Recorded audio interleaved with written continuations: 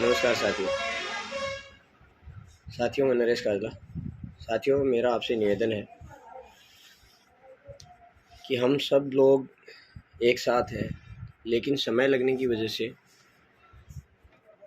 कुछ लोग अपने मकसद में लोगों को भ्रमित करके कामयाब होने की कोशिश कर रहे हैं। उसमें कुछ लोग अपना निजी स्वार्थ देख रहे हैं। यदि आप लोगों को हमारे ऊपर भरोसा है, कमेटी पर भरोसा है, हम लोग आपका भरोसा टूटने नहीं देंगे। लोग चाहे कुछ भी बोले, जो हकीकत है वो आप लोगों के सामने आज नहीं तो कल आ जाएगी। हम लोग शुरुआत जब से किए थे तब से लोगों ने का मानना है कि अभी तक क्या हासिल किया, तो मैं आपको फिर से एक बार रिपीट कर देता हूँ। हमने हासिल करने में वो हासिल किया, सबसे पहले तो जब ये था कि ये फॉरेन में भाग गए, कनाडा चले गए, दुबई चले गए, यहाँ है ही नहीं, इंडिया छोड़ दिया, तो सबसे पहले तो हम लोगों के एकत्रित होने का फ़ायदा ये हुआ कि हमने उनको बाहर नहीं है, उनकी गिरफ्तारी हुई। उसके बाद में क्या हासिल किया, हम सब लोगों ने एक कमेटी का संगठन किया। उसके थ्रू हमने एक दूसरे पे जो एफआईआर होती है, उससे क्या होता है, इतने ज़्यादा क्रिमिनल हो जाएंगे कि हम सोच भी नहीं सकते। और उसमें क्या होगा, हम अपने जिस भी आदमी ने मेरे को निवेश करवाया वो मेरा नोन था। बिना अनजान आदमी की तो मैं बात मानूंगा नहीं। अगर मैं अनजान आदमी की बात नहीं मानूंगा तो जो समझाने वाला था वो कहीं ना कहीं मेरा परिचित था। अगर मैं एफआईआर करता हूँ तो अपने ही परिचित के ऊपर करता हूँ और वाया वाया करके कंपनी पे जाता है, तो उसमें नुकसान हमारा ही हो रहा था। तो हमने ये समझाने की कोशिश करी कि आप इस तरह से करोगे तो कम से कम जो मेरे 7-8 हज़ार फौजी भाई हैं उनकी सर्विस पे, और जो टीचर्स अध्यापक लोग जो पुलिस प्रशासन में हैं उन लोगों ने भी निवेश किया है और अपने साथियों को, अपने रिश्तेदारों को निवेश करवाया है। उनकी नौकरियों पे इफेक्ट पड़ता है। अब आप लोग इसमें ये सोचेंगे कि हमारा पर्सनल बेनिफिट है। हमने सब लोगों के लिए सोचा, तभी हमने ये कार्यवाही की है। बहुत सोच समझ कर कार्यवाही की है। अब जो लोग भ्रमित कर रहे हैं उनका मकसद हम सब लोगों को पता है। और यदि इसी में लोगों का मानना है कि हम आज 8 महीने हो गए अब रुका नहीं जा रहा है, तो साहब 8 महीने हमने दिए हैं। हमने अपना घर परिवार छोड़ के आप लोगों के लिए, हम इसमें हमारा पर्सनल भी है, सबके लिए भागा दौड़ी करके ये कोशिश की है कि हम इसको ट्रैक पे लाएं। इतना बड़ा सिस्टम जो क्रैश हो गया उसको ठीक करें और वापस लाइन पे लाके हम लोग समझौता करके, और ये एक बड़ी मुहिम है जिसमें हम सफल हों और लोगों का हिसाब कराने में कामयाब हों। तो मैं मानता हूं कि इसमें हर तरह के लोग हैं, हर तरह से पीड़ित हैं, बहुत ज़्यादा पीड़ित हैं। उनको आज इमीडिएट उनको कुछ न कुछ मदद चाहिए, लेकिन वो मदद जब कंपनी से ही हो पाएगी। ये मैंने पहले भी समझाने की कोशिश करी है कि आपको इस तरह से भ्रमित किया जाएगा कि फला फला व्यक्ति को इसमें घसीटो, ये करो वो करो, उससे कुछ नहीं होगा। हमें पैसे कंपनी से लेने हैं, कंपनी से ही हमें, हमारा निवेश कंपनी में ही हुआ है और उस कंपनी ने ज़मीन में निवेश किया है, कुछ उनके अकाउंट्स में पड़े हैं, तो वो सारा का सारा हम सब लोगों को अभी सब कुछ ध्यान में है। जब सब लोगों ने एकत्रित होकर धरने में आए तो आज जो लोग इस तरह का बर्ताव कर रहे हैं वो कभी आए नहीं, और उनके पीछे भी एक मंडली है जो उनको प्रोटेक्ट कर रही है।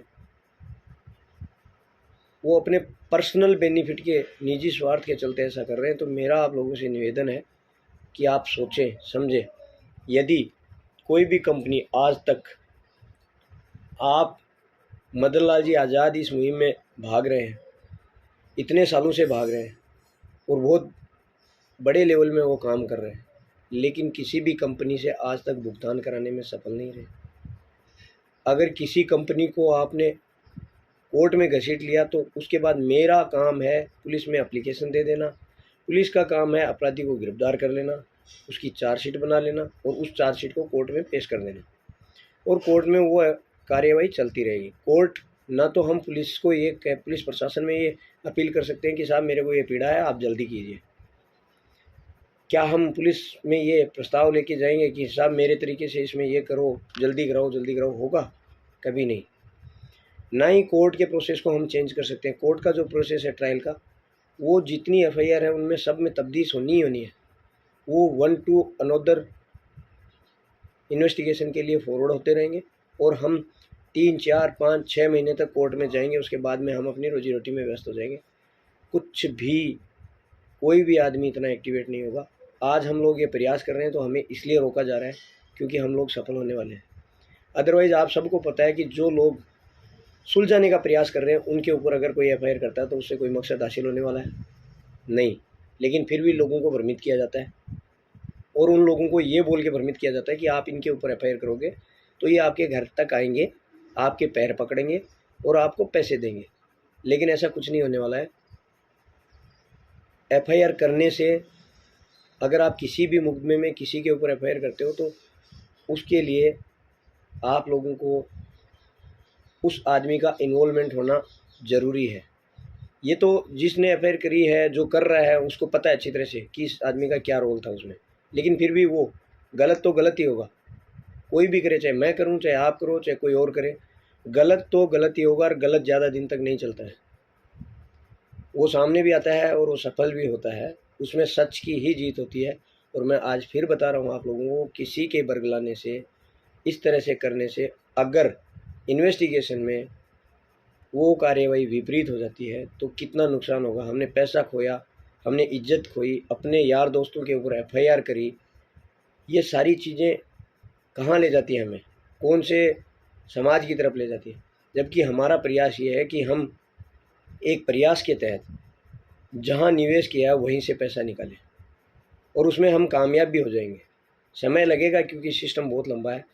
अब लोगों का कहना है कि 8 महीने से अब और बर्दाश्त नहीं हो रहा है, तो इसमें हम क्या करेंगे? ज़्यादा से ज़्यादा हम एफआईआर करेंगे। फिर उसके बाद क्या होगा? इन्वेस्टिगेशन जो हो रखा है, चार्जशीट पुटअप हो रखी है, वो चार्जशीट चलती रहेगी, कोर्ट में चला जाएगा। फिर भी समय आपको देना ही पड़ेगा। मैं इसमें आपको एक छोटा सा उदाहरण दे रहा हूँ। एक कंपनी है माई विक्ट्री क्लब, बहुत सारे लोगों ने उसमें निवेश किया हुआ है। 8 महीने से पेमेंट रुका हुआ था। अब उसने किस्तों में भुगतान जारी किया है क्योंकि उसके खिलाफ एक भी एफआईआर नहीं हुई। उस व्यक्ति ने सबसे अपील करी, वो व्यक्ति बीच में रहा और आज उनका भुगतान हो रहा है बिना किसी अपवाद के। तो ये उदाहरण आप लोगों को इसलिए दे रहा हूँ, यदि हम उसी तरह से हम समझौते के तहत लेना चाहेंगे तो हमारे साथ भी वही होगा। अब लोगों का कहना है कि ये कर दिया, उसको दे दिया, इसको, हमें हमारा पैसा चाहिए और हमने निवेश कंपनी में किया है, कंपनी से मिलेगा। आप किसी पे भी एफआईआर करो, किसी पे भी कुछ भी करो, प्रोसेस सेम है, पुलिस, कोर्ट, और उसके तहत आपको कितना जल्दी मिलेगा आप भी जानते हैं, हम भी जानते हैं। मैं ये निवेदन कर रहा हूँ फिर से कि मैं आपको कह सकता हूँ लेकिन करना आपके हाथ में है। मैं आपको समझा सकता हूँ, करना आपके हाथ में है। ये मेरी निजी राय है, जो मैंने देखा, मैंने सीखा, वो मैंने आपको बताया। अब डिपेंड करता है आपके ऊपर, आप उसको किस तरह से ग्रहण करते हैं।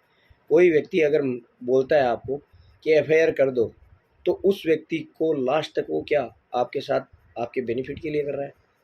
उस व्यक्ति को ये पूछिए कि आपने एफआईआर कर रखी है, उस व्यक्ति से ये पूछिए कि आपका कितना निवेश है और आपका कितना आ गया और कितना मिल गया। उसके बावजूद आपने लोगों को ये बोल के, एक भरोसे में लेके ये जो कार्यवाही की है वो कहाँ तक उचित है?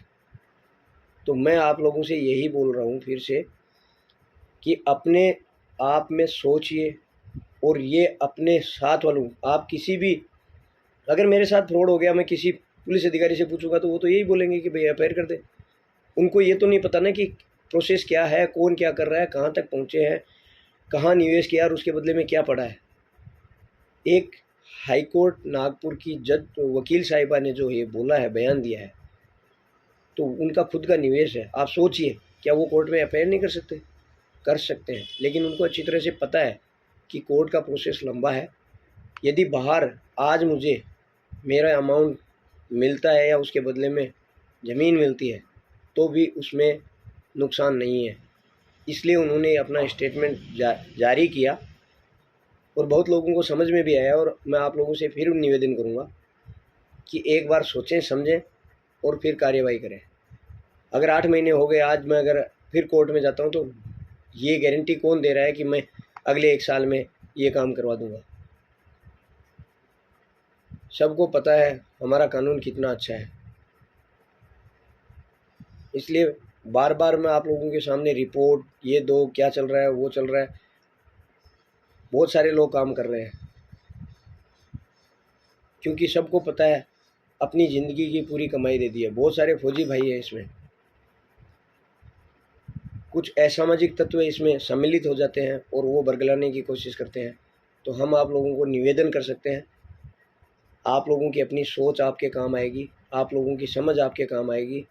आपसी व्यवहार ना खराब करें, विचार विमर्श करें, उसके बाद जो आपको उचित लगे वो करें। धन्यवाद।